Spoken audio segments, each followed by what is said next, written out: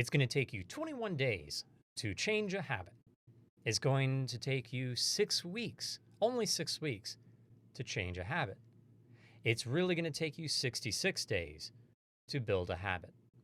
There's a lot of different opinions, many different time frames around how do you actually build a habit or change a bad behavior into a positive behavior. What we want to do with this coach training is to offer some introduction to various frameworks that are more evidence-based rather than just opinion-based, knowing that what has worked for some might not be the best thing that works for the client. And so we're going to pick and choose some of the things that are out there in terms of evidence-based approaches and apply them into the coaching process that we have here. It is a primary coaching topic. There are a variety of things that you can do within a coaching engagement, but almost certainly one of the things that you will do over a 6 to 12 month coaching engagement will have something to do with behavior change, because even if the person wants to learn more about themselves, eventually they realize that one of the things they need to do in order to grow is going to be to adjust some of their behaviors, those habits that will help them set themselves up for longer term success. In coaching around habits, there's a real balance that a coach needs to strike between understanding evidence-based approaches and techniques and what might be good areas of exploration and experimentation with habits, while still maintaining a truly coaching approach, supporting the client in making the behavior change. Because the reality, and I think this makes sense, the reality is that the coach, and therapist as well, the coach nor therapist, they don't change behaviors. They don't change habits unless it's their own, right? Because the client has to have the volition, the interest to begin changing the behavior. And without that interest in having some sort of habit adjustment or building new positive habits, the client's not going to see success. And that's really not in the scope of coaching. The coach is there to help the client succeed. So, as part of establishing an initial agreement, if the client brings up that they would like to focus the coaching on changing some behaviors, how do we approach those types of agendas in a way that does offer some tools and frameworks, but doesn't put us into the position of an expert? We want this client to stay in that role of expert. That's going to be the focus of our work here. We will talk a little bit about the distinction between therapy-focused behavior change and habit formation versus coaching-focused habit formation and behavior change. There can be, in a great way, there can be lovely overlap between the two fields. But then when you look at things around pathology and addictions, that's where therapy needs to be the number one focus of care in order for a person to grow. And we'll talk more about that from an ethical standpoint in another video. But for now, let's talk about a general framework that we might be able to use within a coaching engagement. And this framework is going to be, again, picking and choosing a little bit from various models out there. And it starts with the idea of learning within a coaching session about what is the nature of this habit the person wants to work on. This is the standard idea of creating awareness with the client. Before we go on to say things like, hey, have you ever tried this? Or what if you did this little thing?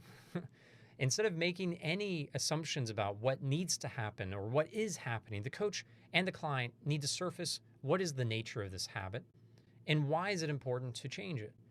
What's the needs to be learned about the habit before we even begin working on it? So it starts there, and then we often will go on to help the client create a sense of how to study their habits outside of the coaching engagement, so they get a sense of how this is working in real time and taking notes on those things. That in and of itself is one of the most effective ways to drive behavior change, as they daily take a log or write down some notes on what is really behind all of the behaviors that are behind this general habit that they want to change. Next, it's good to map out the overall learning and what the client has learned on their own studying time, to map out this habit in a general sense, to write it all out, to visualize it. And so we'll have a video on how to create visuals within coaching around habits and some templates that can be used in order to facilitate that process as well. But the mapping out of a behavior, again, is a great way for the client to really visualize their part in adjusting some things in order to create different outcomes and better habits. So that's often phase one, the idea of studying and learning about the habit and mapping it out. But then we really get into the experimentation phase, where the coach and the client co-create some opportunities for making some slight and sometimes more major adjustments. We'll have a video focused on that type of approach and the various options that a coach can use in terms of exploring different experiments that a client can use as part of their behavior modification. Finally, the coach and the client will often go from this heavy focus on this is the habit, this is what we can do to change, here's what I learned from the experiment.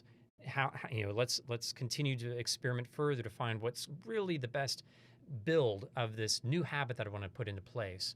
And once that all is done, the coaching focus may pivot to some other area, but there's still going to be a little bit of focus on the idea of sustaining the good habit that is in place, the new habit routines and rewards that are going to be put into place. We'll check in on those, maybe even just for 2 to 5 minutes within a coaching session, but that sustaining period is very important to help drive the longer term behavior change. So not that the coach has to be a full-on accountability partner the entire time, but it is usually the case that the coach is going to check in briefly around habit formation after the big work has been done. If there's some things that need to change, then they can go on to adjust. And really the idea of sustaining and adjusting behavior after the big work of habit formation has been done, that's going to fall into the competencies of action, planning, and accountability. So in many ways, not much will have changed when a coach gets to that stage in terms of the normal way they'd be coaching. We generally will check in on how a person's doing with what they said they wanted to do. And if something is not going well, we will make that oftentimes the focus of the coaching again in partnership with the client, helping them challenge themselves to get back on track. That's the overview of what we'll be doing with the entire series. It's going to be three live sessions, so about 3 weeks of habit formation.